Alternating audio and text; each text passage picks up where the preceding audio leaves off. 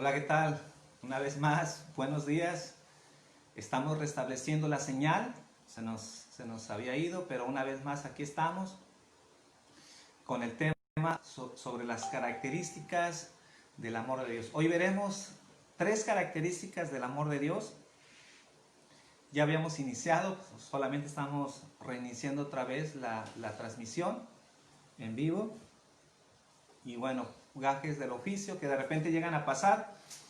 Pero aquí estamos una vez más. Espero que todos estén ya listos para reiniciar este tema. Y vamos a comenzar con el primer punto, aunque ya lo había dicho, pero lo quiero volver a hacer para que quede grabado.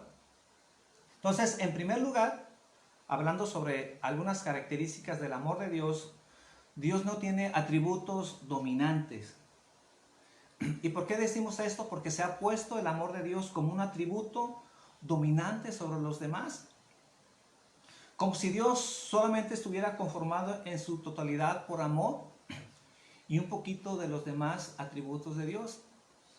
Y esto ha sido porque se ha sobreenfatizado el amor de Dios.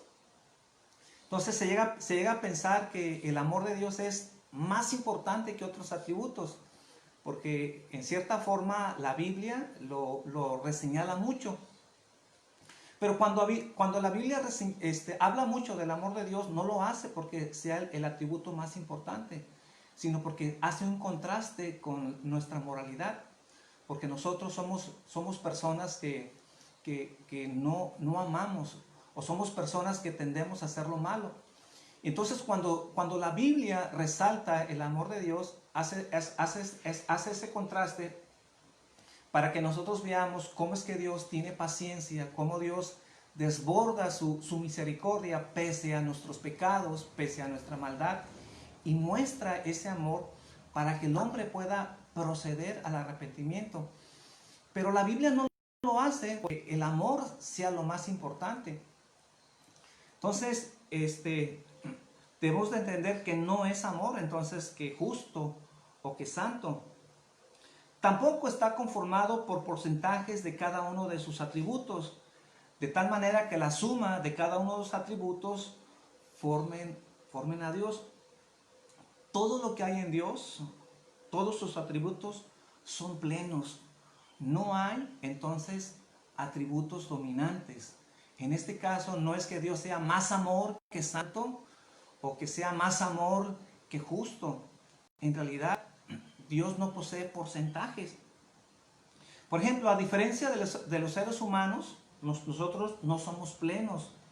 No somos de una sola pieza, por decirlo así. En nosotros, por ejemplo, pueden existir buenas cualidades, pero también malas cualidades. Y en muchos casos existen ausencia de características o de virtudes buenas en nuestras vidas. Por ejemplo, podemos ser personas muy puntuales, pero carentes de paciencia. También podemos ser personas muy bien educadas, personas muy preparadas, personas estudiosas, que vestimos bien, que damos una muy buena presentación, pero moralmente ser personas muy pecadoras. Personas muy preparadas, pero a la misma vez personas que engañan a su esposa, que no son fieles a su esposa. Entonces, en el ser humano sí hay diferencias de virtudes. De alguna manera nosotros sí estamos compuestos, somos alma, cuerpo y espíritu, y tenemos otros componentes, pero en el caso de Dios no es así. Entonces, en cambio, en Dios todos sus atributos están desarrollados infinitamente. Su santidad es infinita, su justicia es infinita, y así como su amor también es infinita.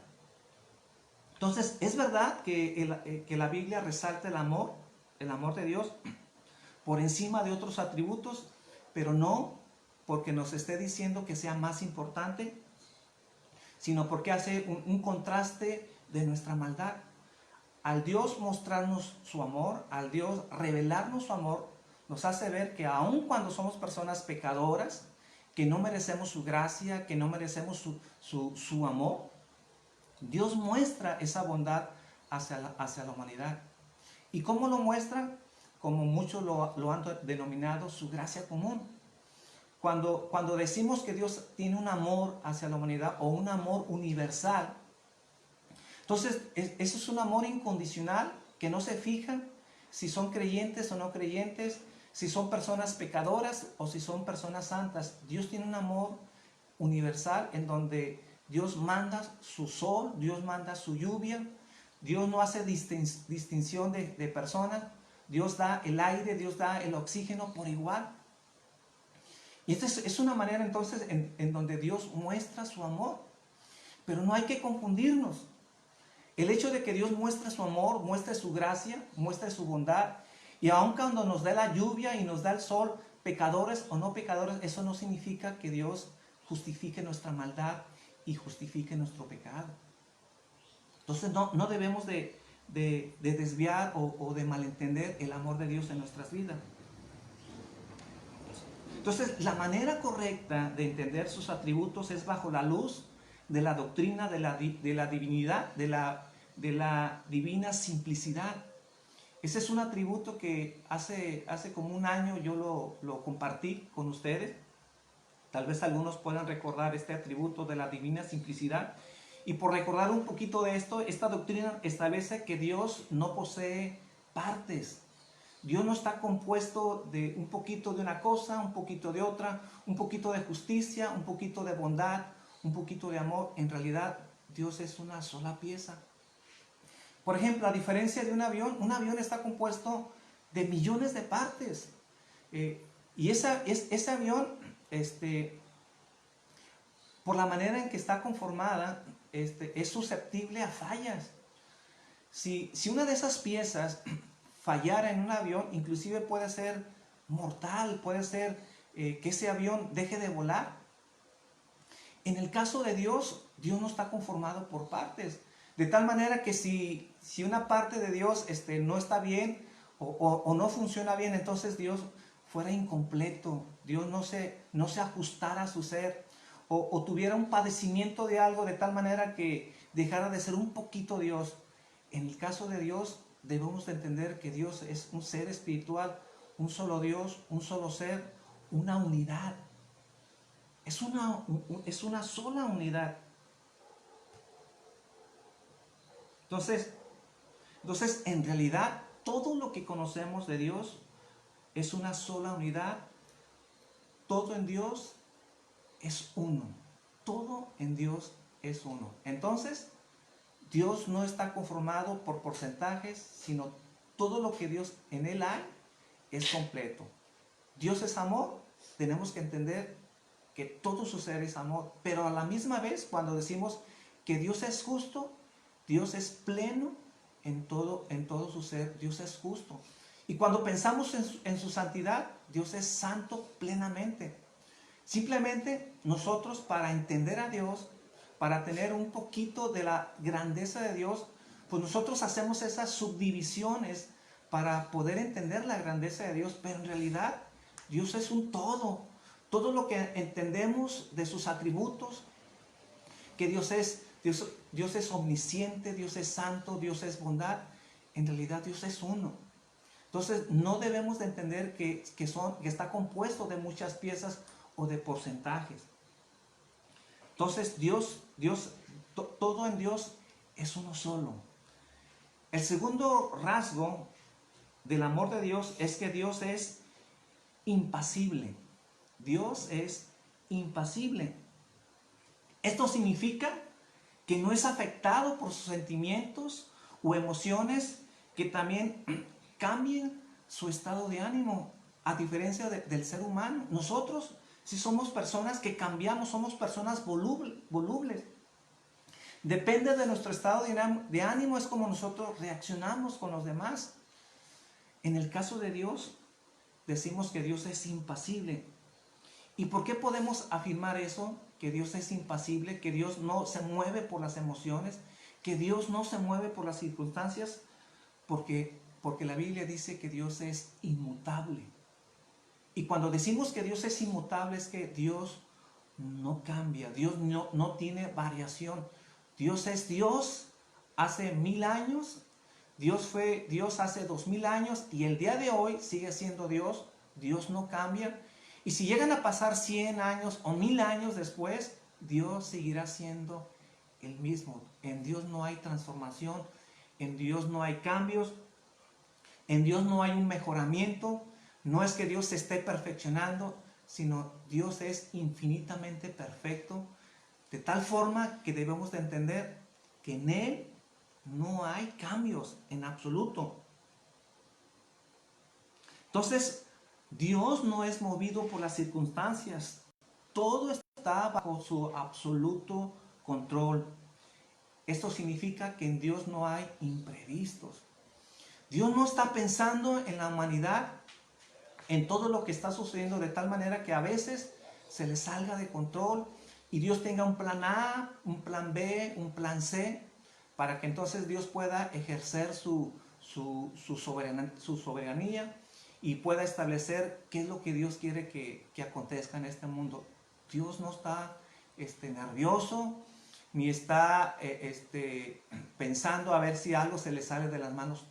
Hermanos, hay que pensar que Dios mantiene todo siempre bajo control y que nada se le escapa de sus manos. Entonces, no hay nada que Dios lo ponga nervioso, que Dios se desespere, o que de repente Dios amanezca y entonces se sienta sorprendido porque algo fue imprevisto, algo que no lo había pensado, o que de repente sea una sorpresa para Dios.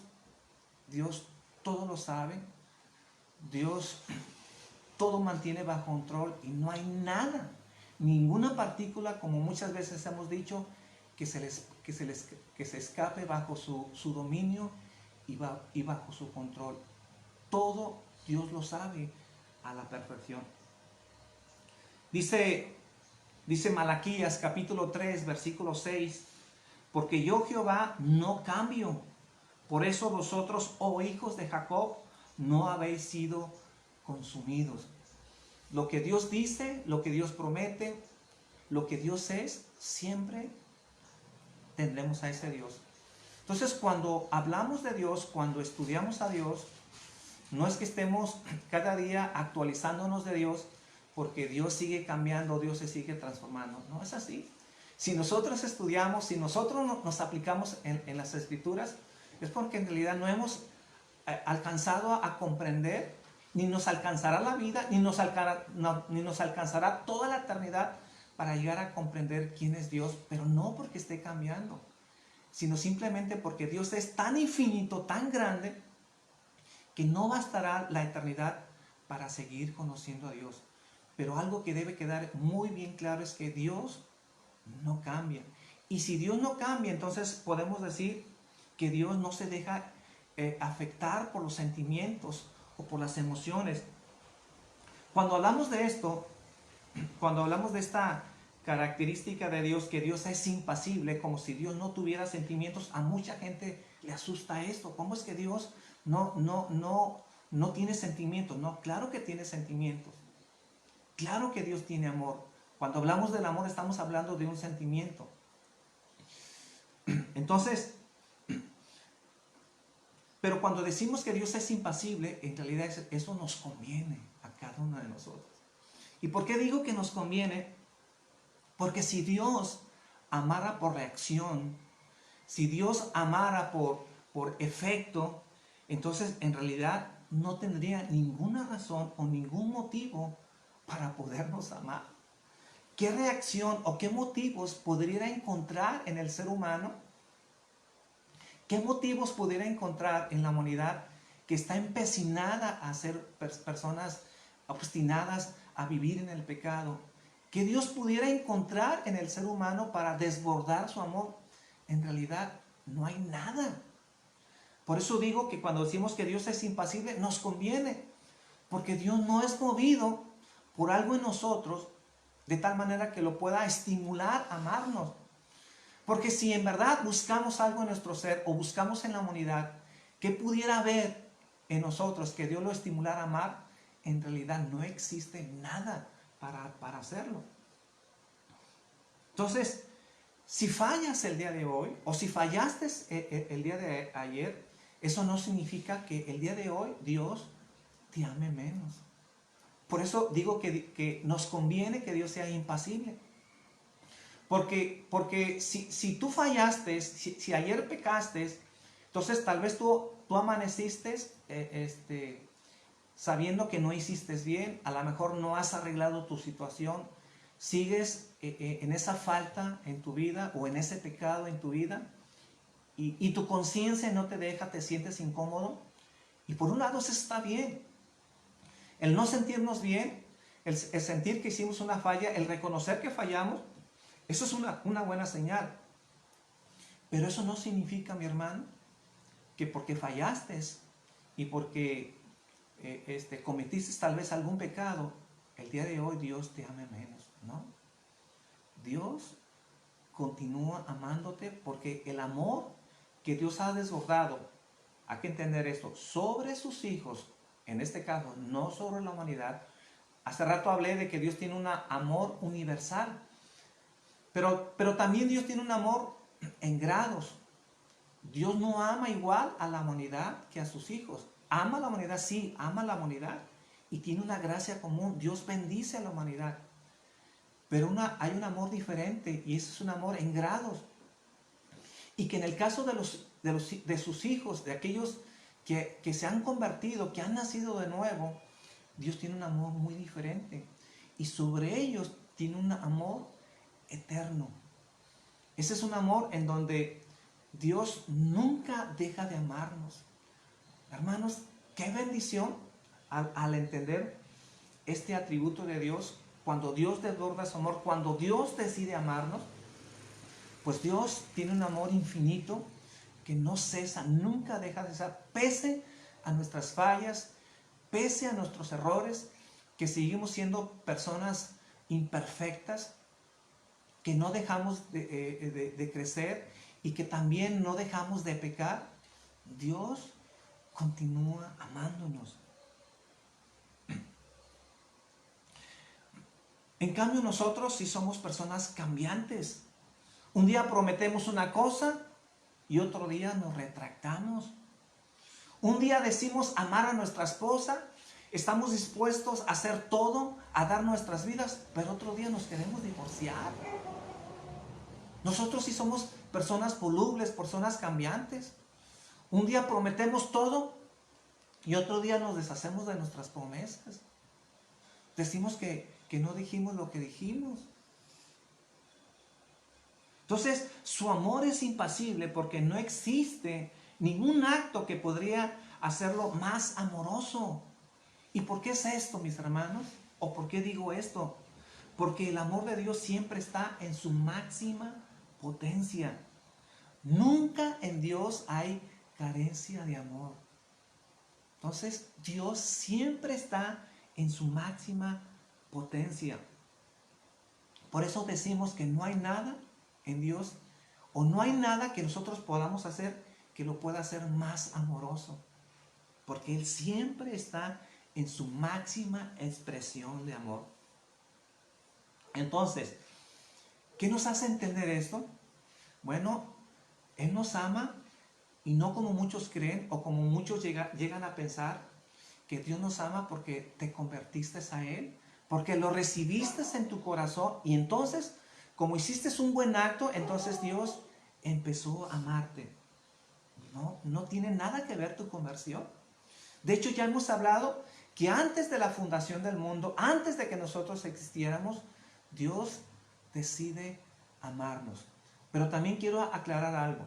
Muchos dicen, sí, Dios nos amó antes de la creación del mundo, antes de que todo empezara a existir, pero como Dios sabe todas las cosas y como Dios sabía que nosotros nos íbamos a entregar a Él, como nosotros nos íbamos a convertir, entonces por eso es que Dios vio una razón para amarnos antes de la fundación del mundo. No, eso no enseña la Biblia. Porque aún cuando nosotros nos convertimos, y si tú eres una persona que te has convertido, dime tú, hermano, ¿consideras que aún como convertido eres una persona que te has ganado el amor de Dios?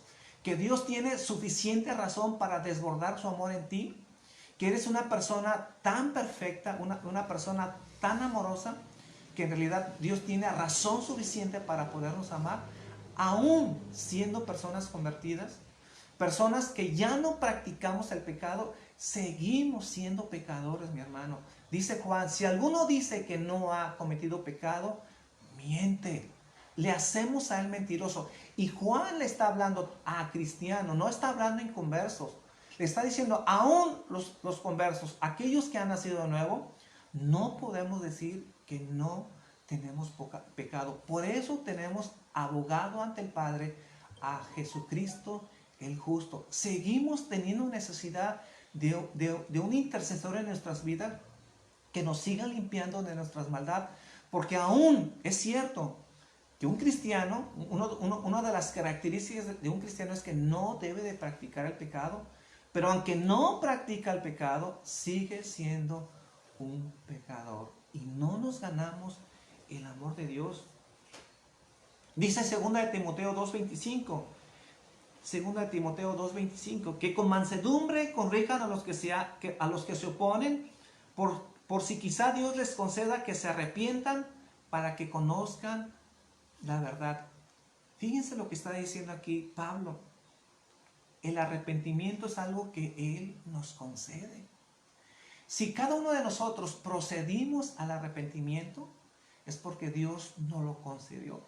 Yo sé que cuando digo esto, choca con nuestra vida, golpea con nuestra autoestima, golpea con nuestro libre albedrío, porque decimos que somos personas que nosotros tomamos la decisión. En realidad aquí está diciendo que Dios es el que nos concede el que nosotros procedamos al arrepentimiento.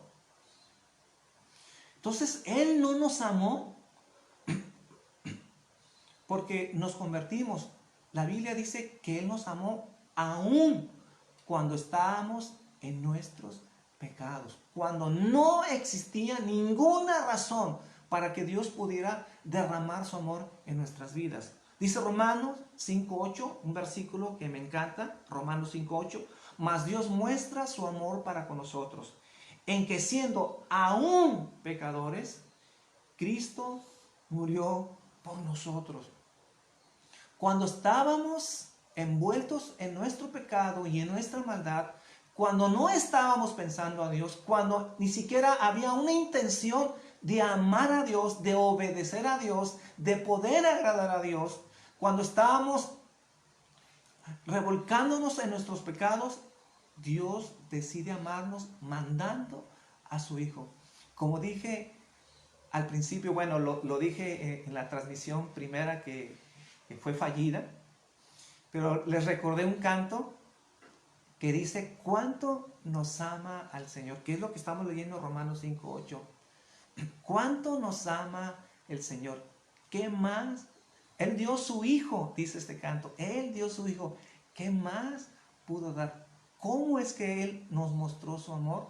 Como dice Juan 3:16, que de tal manera amó Dios al mundo que ha dado a su Hijo unigénito. Y cuando dice de tal manera, obviamente se está refiriendo pese a nuestros pecados, pese a nuestras faltas, pese a que no había razón para amarnos, Él decide derramar su amor por nuestras vidas. Entonces, mis hermanos, Dios no te ama porque te convertiste, porque quisiste hacerle caso, porque ahora quieres ser una persona obediente.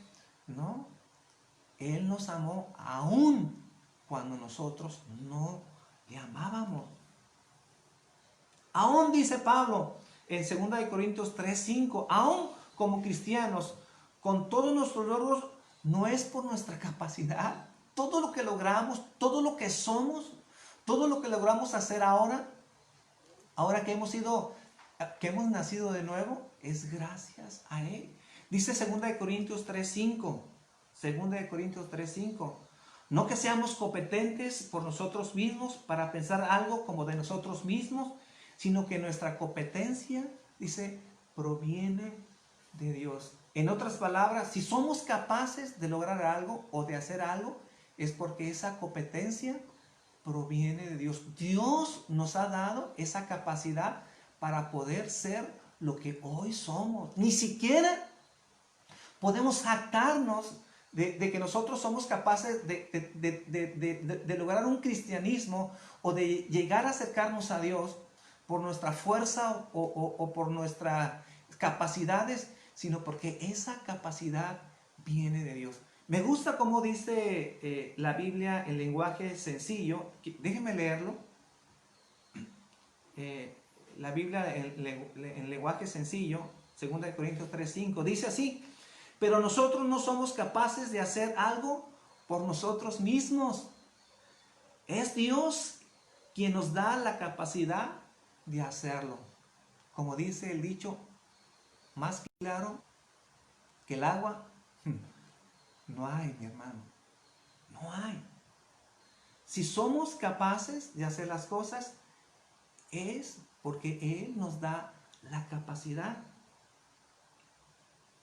También dice Pablo en 1 Corintios 15:10, 1 Corintios 15:10, pero por la gracia de Dios soy lo que soy. Pablo decía, bueno, si yo he logrado algo en la vida, si yo puedo predicarle a los gentiles, si tengo el conocimiento de Dios, si Dios me ha dado los talentos para ir y estar compartiendo a la gente del amor de Dios, todo lo que Él es, dice Pablo, es por su gracia. Por su gracia. Dice, por la gracia de Dios soy lo que soy. Entonces, mi hermano, porque su amor entonces es impasible, es por eso que Dios ama a la iglesia con un amor infinito.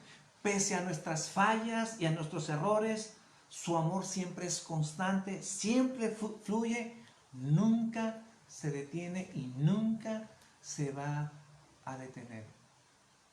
Por eso yo soy de la convicción, yo soy de la doctrina y creo, y eso es lo que yo he enseñado últimamente, que cuando alguien se acerca a Dios, cuando Dios rescata a Dios, Dios nunca retira su amor. Porque si Dios nos ha amado con un amor eterno, quiere decir que ese amor nunca dejará de ser sobre nuestras vidas. Pese a nuestras vidas, pese a nuestras faltas. Mi hermano, si Dios te amó estando en tu pecado y dio su Hijo cuando tú no le amabas, entonces, ¿por qué Dios tendría que dejarte de amar ahora que tú le sirves? Si cuando no le amabas y estabas empecinado en tu maldad, Dios decidió amarte.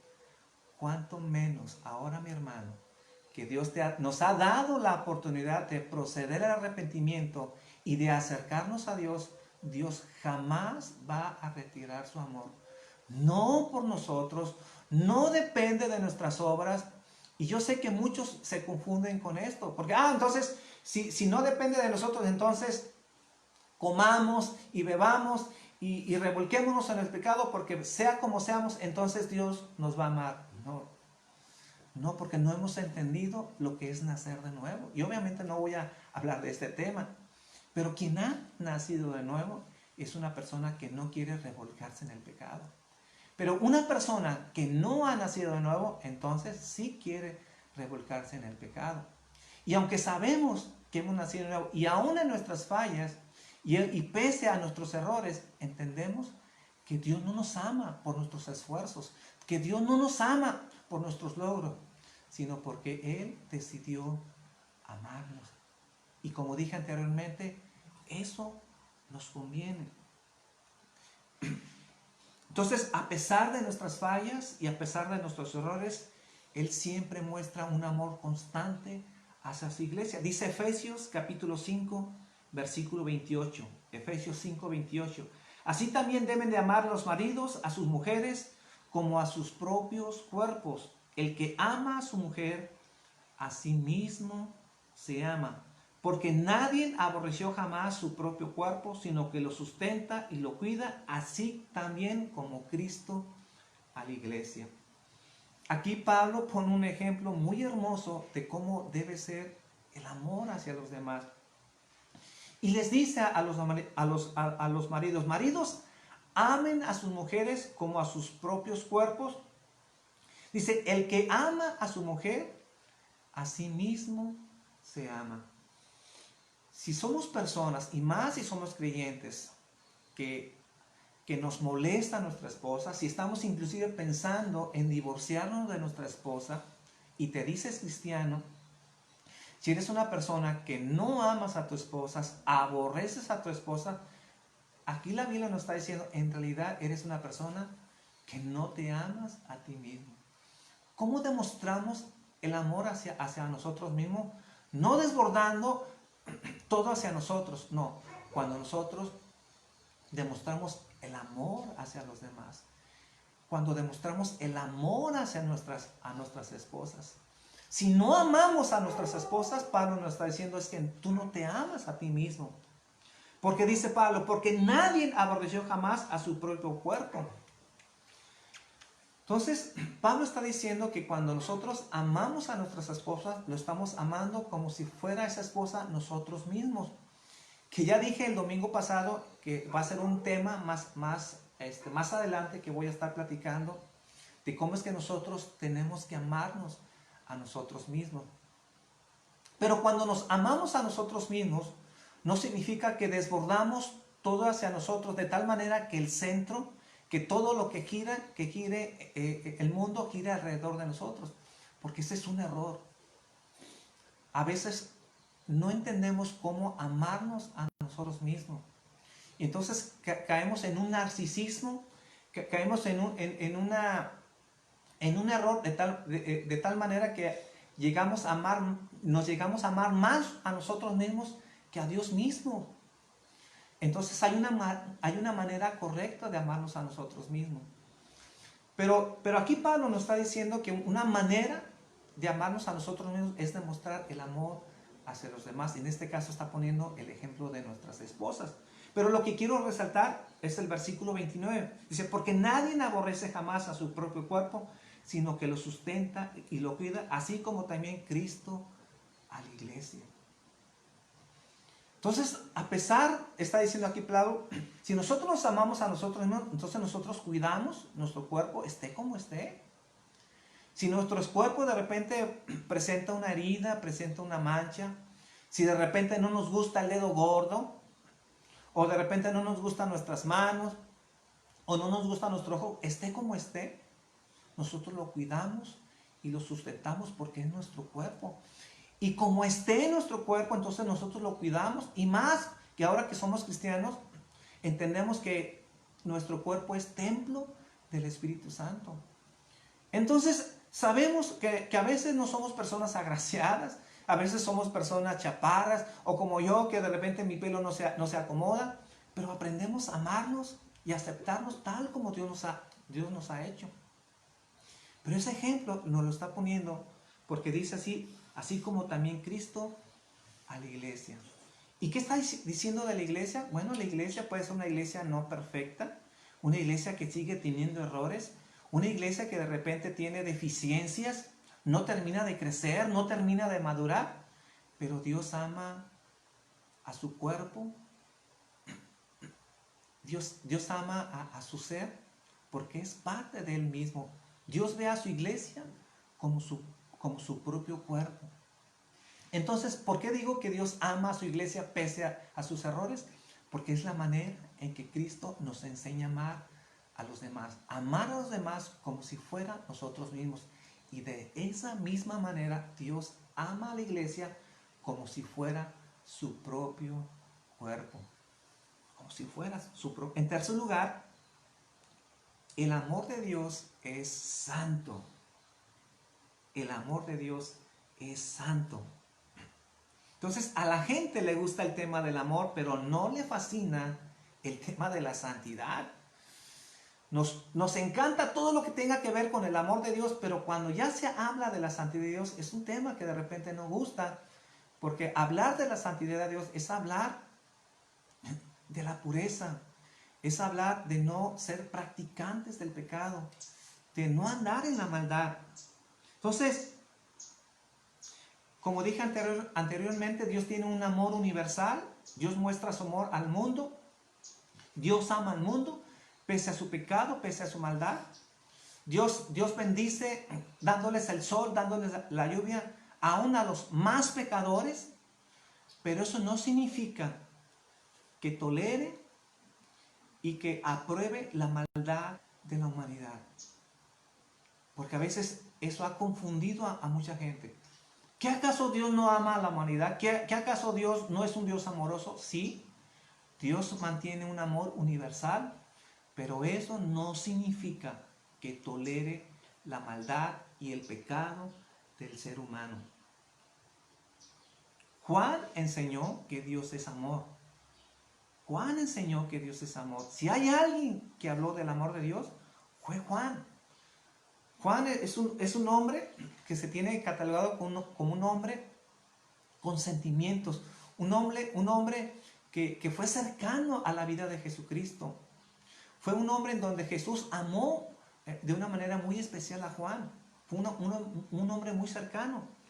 Pero ese Juan, que es el hombre que más habla del amor de Dios, nunca lo separa de su santidad. Dice 1 de Juan 1:5. Este es el mensaje que hemos oído de él y os anunciamos: Dios es luz y no hay ningunas tinieblas en él. Entonces, si Dios es luz, mi hermano, no puede pasar por alto la maldad de la humanidad, porque Él ama la justicia y la santidad. Entonces, el hecho de que Dios desborde su misericordia, que cuando Dios manda su lluvia, entonces cuando ve las parcelas de cada persona, Dios dice: mira, este es pecador, no voy a mandar su lluvia, porque este no me sigue y porque este solamente está pensando en sí mismo. Mira, aquí sí hay un cristiano y entonces a él le voy a mandar la lluvia. No, Dios tiene una bondad, un amor universal, su gracia común. No se anda fijando si es creyente o no es creyente. Y Dios bendice a la humanidad. Otra manera de decir que Dios bendice a la humanidad es que si ese pecador que sigue trabajando, que sigue haciendo maldad, lo puede seguir haciendo porque Dios le sigue dando vida. Porque si Dios quisiera, Dios le quitara la vida a ese pecador. Pero Dios muestra su amor, Dios muestra su misericordia, pese a que está el hombre a veces empecinado a seguir en su maldad. Dios le continúa dando vida. Aunque Dios sabe que el día de hoy va a seguir pecando. Pero eso no significa que Dios tolere su maldad y su pecado. Entonces, mi hermano, si tú estás obstinado en la maldad, si tú sigues obstinado en tu pecado y aún percibes paz en tu vida, porque es una paz falsa que estás percibiendo y crees que no pasa nada, que tú continúas pecando, que tú continúas en tu maldad, que consideras que no es necesario acercarse a Dios, que no hay por qué temer a Dios, entonces estás percibiendo una fe falsa. Pero ten por seguro que la justicia te va a llegar, mi hermano. Y eso es algo que tenemos que anunciar, porque ese es el evangelio que hoy es necesario estar publicando. Es verdad que Dios ama al mundo, es verdad que Dios ama a la humanidad, pero también de la humanidad debe saber que cuando el mundo está obstinado en su pecado, está viviendo bajo el juicio y la ira de Dios. Mi hermano, así como ocurrió en los días de Noé. Dice Lucas en el capítulo 17, versículo 26. Lucas 17, 26. Tal como ocurrió en los días de Noé, así será también en los días del Hijo del Hombre. Dice: comían y bebían, se casaban y se daban en casamiento. ¿Y por qué lo hacían? Como dije anteriormente, porque Dios les permitía vivir. Si ellos hacían lo que hacían, si ellos estaban haciendo su maldad, viviendo como si no existiera Dios, es porque Dios les daba la vida. Pero eso no significaba, o no se equivoquen, mejor dicho, no se equivoquen, que Dios estaba probando eso que ellos estaban haciendo. Dice: hasta el día en que Noé entró en el arca y vino el diluvio y los destruyó a todos. y los destruyó a todos. Entonces, si los antediluvianos gozaron del desenfreno, fue por su gracia común. Pero Dios tiene un límite en la maldad del hombre. Hay un límite, mi hermano. Ojalá quisiera saber cuántos días o cuántos años vas a vivir. Quisiera decirte que ojalá llegaras a los 80 años, pero no sabemos. Debemos de vivir como si hoy fuera el último día. Mañana nadie nos garantiza que vamos a vivir. Por eso, mi hermano, si tú eres una persona que me estás escuchando y no has procedido al arrepentimiento, hoy es el día de salvación. Hoy tú puedes acercarte a Dios. Hoy puedes reconciliarte con Dios. No tienes que estar viviendo bajo el juicio y la ira de Dios, porque esa gracia común algún día se va a terminar. Y no creas que tendrás la oportunidad o que cuando tengas 40, 50, 60 años, a lo mejor te vas a acordar de Dios y vas a tener el tiempo para arrepentirte. Puede ser, mi hermano, que eso nunca suceda. Como dice la Biblia, hoy es el día de salvación. Mañana, nadie nos lo promete. Si hoy estás en tu santo juicio y estás escuchando que Dios está hablando a tu vida, entonces procede, mi hermano, procede, mi amigo, al arrepentimiento. Es verdad que Dios no se deleita en traer su justicia, en condenar al hombre, como muchas veces en el Antiguo Testamento Dios tuvo que hacerlo, como en el diluvio. Dice Ezequiel, capítulo 18, versículo 23, Ezequiel 18, 23, ¿quiero yo la muerte del impío? Dice Jehová el Señor, ¿no vivirá si se apartare de sus caminos? Está haciendo una pregunta, claro.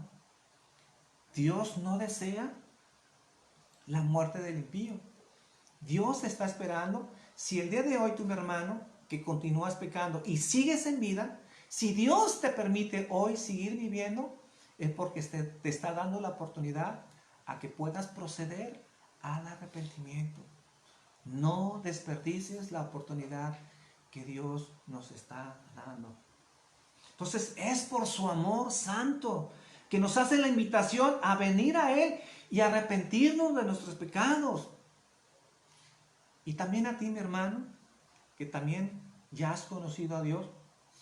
Si Dios ama a los santos, si Dios es un amor, pero que ama a los santos, entonces busquemos su santidad, busquemos lo amable, busquemos lo justo, busquemos, como dice la Biblia, todo lo que es de buen nombre, aquello que edifica, aquello que agrada a Dios. No vivamos pensando en que Dios no se está fijando en cada uno de nosotros. Corrijamos nuestro rumbo, corrijamos nuestro estilo de vida. Aún como cristianos, si Dios nos permite vivir, es para que corrijamos nuestra vida.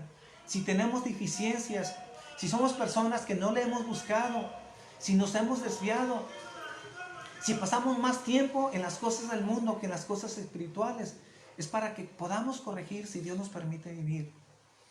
Entonces, es verdad que Dios es un Dios de amor, es un Dios grande, es un Dios de misericordia. Lo demostró al darnos sus hijos, al darnos su Hijo. Pero eso no significa que debemos de abusar. Eso no significa que debemos de menospreciar, sino todo lo contrario. Hacia ese amor solamente debe de haber una respuesta. Consagrarnos y vivir cada día para Dios, mis hermanos.